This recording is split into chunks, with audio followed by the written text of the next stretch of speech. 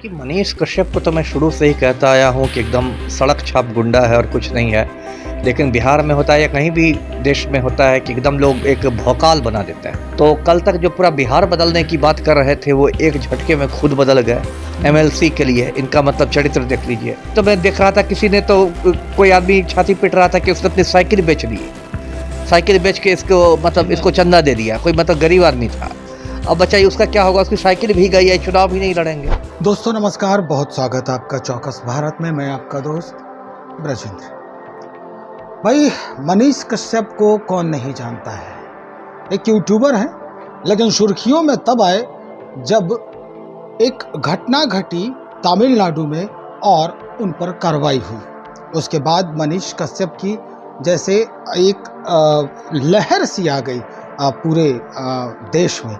मनीष कश्यप चुनाव लड़ने की बात किए थे, हालांकि पहले भी चुनाव लड़ चुके हैं वो, लेकिन फिर से उनकी ये बात आ रही थी कि चुनाव लड़ेंगे। और तेजस्वी जी को उन्होंने एक चैलेंज भी दिया था कि 6 महीने में हम आपकी सरकार गिरा देंगे।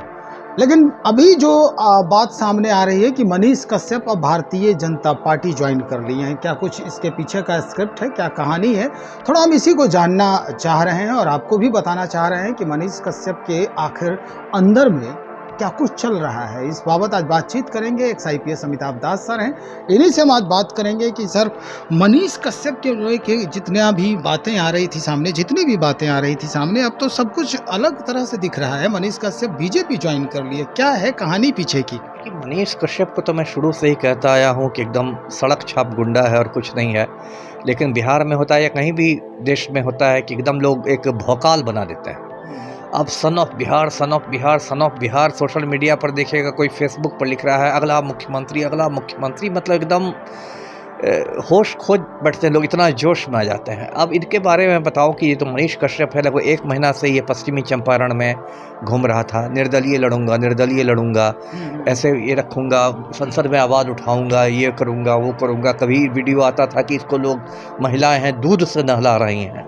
बताइए, ये भी पाखंड ही ना है। जिस गरीब देश में गरीब बच्चे को दूध मिलता नहीं है, वहाँ एक इस पर आप दूध बर्बाद कर रहे हैं। कभी आता था कि लड्डुओं से तोला जा रहा है, कभी ये कभी वो। एकदम लग रहा था कि भगत सिंह के बाद यही पैदा हो गया है क्रांतिकारी में। और उसके बाद अचानक देखिए इन लोगों का क्या कैरेक्टर है। अचानक पता चला कि मनोज तिवारी के साथ दिल्ली पहुंच गए।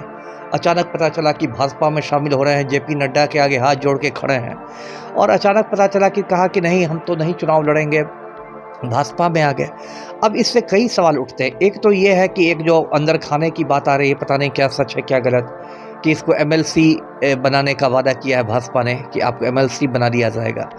तो कल तक जो पूरा बिहार बदलने की बात कर रहे थे वो एक झटके में खुद बदल गए MLC के लिए। इनका मतलब चरित्र देख लीजिए। दूसरी बात क्या है कि आपने जो लाखों रुपए जमा किए थे, कोई कहता था 1000 रुपया, किसी से 500, किसी को 2000 की मैं चुनाव लड़ूंगा, बिहार का बेटा हूँ, फलना हूँ, चिल्ला हूँ। तो वो जो लाख रुपए आपने जमा किए उसको आप लौटाइएगा लोगों को कि नहीं लौटाइएगा? ये सवाल बनता है ना। आपने यदि कहा कि मैं चुनाव लड़ूंगा, इसके लिए मुझे सहयोग चाहिए, और किसी ने कहा, अभी तो मैं देख रहा था किसी ने तो कोई आदमी छाती पीट रहा था कि उसने अपनी साइकिल बेच ली, साइकिल बेच के इसको मतलब इसको चंदा दे दिया। कोई मतलब गरीब आदमी था।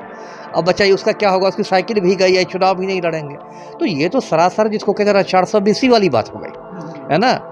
बाकायदा 420 वाला काम हुआ कि मैं चुनाव लड़ूंगा। उसके बाद आपने हजारों लोगों को मोड़ लिया, लाखों रुपए इकट्ठा कर लिया, इसका कहा कि चुनाव में नहीं लड़ूंगा, है ना। तो देखिए ये सब कितने गिरे हुए लोग। और ऐसे भी देखिए मनीष कश्यप को मैं ऐसे ही सड़क छाप गुंडा नहीं कहता हूँ। उसकी मतलब वजह है, मैं दर्शकों को याद दिला दूँ, 2019 की बात है जब पुलवामा कांड हुआ था। और उसके बाद क्या हुआ था कि उस समय कुछ कश्मीर से दुकानदार पटना आए हुए थे। हर साल आते हैं, गरीब कश्मीरी लोग आते हैं ऊनी कपड़े बेचने। अब मनीष कश्यप गया और उन्होंने गरीब कश्मीरियों से मारपीट कर ली। बताइए ये कौन सी पत्रकारिता है? आप खुद को पत्रकार कहते हैं, तो ये पत्रकारिता के किस कोर्स में, किस सिलेबस में पढ़ाया जाता है कि आप गरीबों से, दुकानदारों से मारपीट कर लें? वो कोई आतंकवादी तो नहीं थे, वो तो गरीब आदमी थे। जैसे बिहार के आदमी को पंजाब में जाके रोजी कमाने का अधिकार है, ऐसे कश्मीरी को बिहार में आके रोजी कमाने का अधिकार है। आप संवैधानिक अधिकार, आप मारपीट करने कैसे चले जाइएगा? तो ये सड़क छाप गुंडा वाली बात हुई। अब जितना भी पत्रकार बन जाए, और शुरू से ये आदमी नेता बनने के चक्कर में रहा है। एक बार से चनपटिया से चुनाव भी लड़ा था, विधानसभा का चुनाव, है ना। इसी आधार पर इसको सुप्रीम कोर्ट ने राहत देने से इनकार कर दिया था। मैं दर्शकों को याद दिला दूं जब तमिलनाडु सरकार ने इस पर एनएसए लगाया था, राष्ट्रीय सुरक्षा कानून लगाया था, एनएसए के अंदर गया था, तो सुप्रीम कोर्ट में ये इसने राहत के लिए मतलब याचिका दायर की। तो वहाँ कपिल सिब्बल साहब थे, तो बहुत बड़े वकील हैं हिंदुस्तान के, तमिलनाडु सरकार की ओर से। तो उन्होंने कहा कोर्ट में कि ये तो पत्रकार है ही नहीं, इसने तो चनपटिया से चुनाव लड़ा है। पत्रकार चुनाव लड़ता है क्या? ये तो नेता है। तो सुप्रीम कोर्ट ने भी कहा कि अगर ऐसा है तब तो हम आपको पत्रकार मानने से इनकार करते हैं। अब आप जाइए, आप मद्रास हाई कोर्ट से लीजिए राहत। सुप्रीम कोर्ट से बेरंग लौटा दिया था मनीष कश्यप को। तो ये बिल्कुल, मैंने कहा ना, इसका एक और वीडियो वायरल हुआ था, उसमें गांधी जी के बारे में अंट शंट बातें कर रहा था, गंदी गंदी बातें कर रहा था, बताइए। और इस आदमी को आप लोग देख लीजिए, ये बार बार तेजस्वी को गाली मजाक उड़ाता था कि नौवीं फेल है, नौवीं फेल है। आज जिस भाजपा में गए हैं मनीष कश्यप, वो भाजपा तो नरेंद्र मोदी उसका नेतृत्व कर रहा है, जो कि चौथी पास जाहिल आदमी है ना। नरेंद्र मोदी ने कोई ढंग की डिग्री ली है? केजरीवाल ने तो उसका नाम ही रख दिया है चौथी पास राजा। नरेंद्र मोदी से आज तक डिग्री लोग मांगते रह गए, किसी ने नहीं दिखाया। एक फर्जी डिग्री दिखाया उस पर एंटायर पॉलिटिकल साइंस सब्जेक्ट में। तो नरेंद्र मोदी तो चौथी पास जाहिल आदमी है। तो कल तक ये जो मनीष कश्यप तेजस्वी का मजाक उड़ाते थे कि नौवीं फेल है, नौवीं फेल है, आज जाके चौथी पास राजा के चरणों में बैठ गए। तो देखिए लोग कितनी छोटे छोटे लालच के लिए लोग अपना मतलब ज़मीर बेच देते हैं, ईमान बेच देते हैं, है ना। गिरफ्तारी हुई थी तो तेजस्वी यादव को इन्होंने चैलेंज किया था कि हम आपकी सरकार बिल्कुल बिल्कुल। तो ये सब देखिए छोटे मुंह बड़ी बात है। तेजस्वी यादव की सरकार गिरी, लेकिन मनीष कश्यप की वजह से नहीं, पलटू राम ने पलटी मार ली इसलिए गिर गई, है ना। तो ये सब छोटे मुंह बड़ी बात है, और इस तरह से लोग धोखा दे रहे हैं इसी को, मतलब, और पब्लिक के बीच में एक उम्मीद पैदा कर देंगे कि मैं बहुत बड़ा फाइटर हूँ, मैं बहुत बड़ा ये हूँ। अब कहाँ गया? आप तो जितना भाजपा ने 10 साल में जितने कुकर्म किए हैं सबको ये जस्टिफाई करते घूमेंगे, है ना।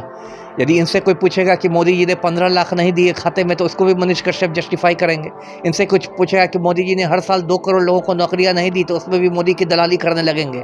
तो सब मोदी का दलाल ही बनना था तुमको, तो इतनी ऊंची ऊंची बातें क्यों करते थे कि सन ऑफ बिहार है, क्रांतिकारी है, इंकलाब ला देंगे, ये कर देंगे, वो कर देंगे।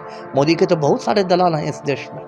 सर, एक बात समझ में नहीं आ रही है। दरअसल अभी चुनावी माहौल है, दूसरे चरण की चुनाव जो है आज समाप्त होने वाली है। उस दौरान ये खबर आ रही है कि मनीष कश्यप जो हैं वो उन्होंने बीजेपी ज्वाइन कर लिया है। मनीष कश्यप के बारे में ये जानकारी है, जैसे भी हो फॉलोवर्स हैं उनके, ये जानकारी तो सबको है, लगभग मिलियन में फॉलोअर्स हैं उनके।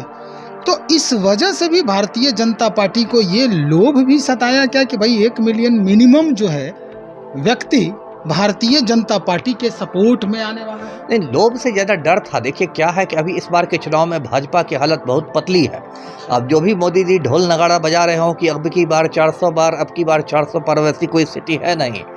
बेरोजगारों में भी बहुत गुस्सा है। मैंने पहले भी कहा है कि सारे बेरोजगार मिलकर इस बार प्रधानमंत्री को बेरोजगार कर देंगे। तो इस बार भाजपा एक एक सीट के लिए मतलब जान प्राण लड़ा रही है। तो पश्चिमी चंपारण की जो सीट है जहां भाजपा ने संजय जायसवाल को खड़ा किया है, वहां मनीष कश्यप की सभाओं में भी भीड़ आ रही थी, और उन्हीं लोगों की भीड़ आ रही थी जो परंपरागत रूप से भाजपा के मतदाता है, मतलब वही जो अपर कास्ट के लोग जो होते हैं, सवर्ण लोग होते हैं। तो भाजपा को लगा कहीं ना कहीं कि कहीं ये जीतेगा तो नहीं, लेकिन वोटकटवा बन के संजय जायसवाल को हरा ना दे। तो इसलिए मनोज तिवारी को मतलब एक दूत बना के भेजा गया। मनोज तिवारी आए, इसको खुसर पुसर हुआ कान में, कहा होगा मनोज तिवारी ने जेपी नड्डा से कहवा दिया कि ठीक है एमएलसी बनाते समय आपको विचार किया जाएगा। अरे राजनीति का तो मतलब ही है ना झूठे वादे करना। किसी को कहिए कि 15 लाख आपके अकाउंट में दीजिए, मिल जाएंगे, किसी को कुछ कह दीजिए। इनको कह दिया गया एमएलसी। अब कब एमएलसी बनेंगे या नहीं बनेंगे, तो मोदी अपनी वाइफ का हुआ ही नहीं तो मनीष कश्यप का हो जाएगा। तो ये हुआ, इनको मतलब हटा दिया गया पश्चिमी चंपारण के रण क्षेत्र में। अब ये चर्चा है कि अब यही मनोज तिवारी फिर पवन सिंह को काराकाट में बैठाने के लिए लगे हुए है ना। और वहाँ करे कि नहीं पवन वहाँ अच्छा लड़का है, वो बात मान लेगा, है ना। तो अब उनको ऑपरेशन काराकाट में भेजा जा रहा है। तो इसे भाजपा की जो एक असुरक्षा है वो असुरक्षा देखी जा सकती है, इनसिक्योर हो गई है बीजेपी। कई लोग तो ये भी कह रहे हैं कि भारतीय जनता पार्टी ने ही पवन सिंह को, जो काराकाट से हैं, निर्दलीय लड़ रहे हैं, उनको उतारा है। क्योंकि जो वोट बैंक है, जो समीकरण की बात होती है जातिगत समीकरण की, तो कुशवाहा वोट बैंक के बाद राजपूतों का ही वोट है। तो इस हिसाब से भी वो कलेक्शन के लेकर के पवन सिंह को उतारा गया है। लेकिन अब इसमें अब देखिए राजनीति में तो देखिए कुछ भी हो सकता है। यहाँ तो राजनीति का स्तर इतना गिर गया कि अब माफियागिरी की तरह राजनीति हो रही है।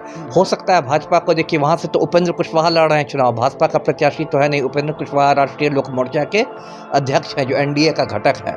हो सकता है भाजपा को इस बात का टेंशन सता रहा हो कि उपेंद्र कुशवाहा यदि जीत गए और हमारी सरकार बन गई तो फिर मंत्री पद मांगेंगे, तो चलो पवन सिंह से उनको हरवाया जा रही। यदि पवन सिंह जी जाता है तो जीतने के बाद ये भाजपा का समर्थन कर देगा, क्योंकि पवन सिंह तो पुराने राम भक्त है ना।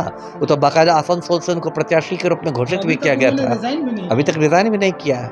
तो राजनीति में सब कुछ भी खेल संभव है, तो बहुत मतलब गिर गया स्तर जी।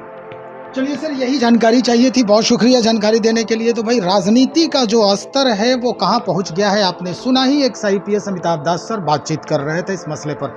मनीष कश्यप को लोग लेकर जिस तरह की भ्रांतियां आ रही थी सामने, वो निश्चित तौर पर अब समझा जा सकता है कि मनीष कश्यप के जहन में वो लक्ष्य कौन सा था और कहाँ पहुँचने की कोशिश कर रहे थे मनीष कश्यप। दबाव हुआ या जैसे भी हुआ, ऐसे एक हाथ से ताली तो बजती नहीं है। कहीं ना कहीं मनीष कश्यप के भी दिल में दिमाग में ये बात होगी कि भाई हमें ये पार्टी को ज्वाइन करना है। हालांकि ये भी बात आई थी कि तेजस्वी जी अगर उन्हें ऑफर करें तो मनीष कश्यप तेजस्वी जी के साथ होंगे। यानी लोलुपता जो है मनीष कश्यप की राजनीति में हाथ पैर मारने की पहले से ही चल रही थी। स्थिति अब स्पष्ट हो चुकी है। देखते हैं क्या कुछ परिणाम आता है मनीष कश्यप के भारतीय जनता पार्टी में आने के बाद। इंतजार रहेगा हमें भी, और आप भी मेरा साथ दीजिए, बने रहिए हमारे साथ।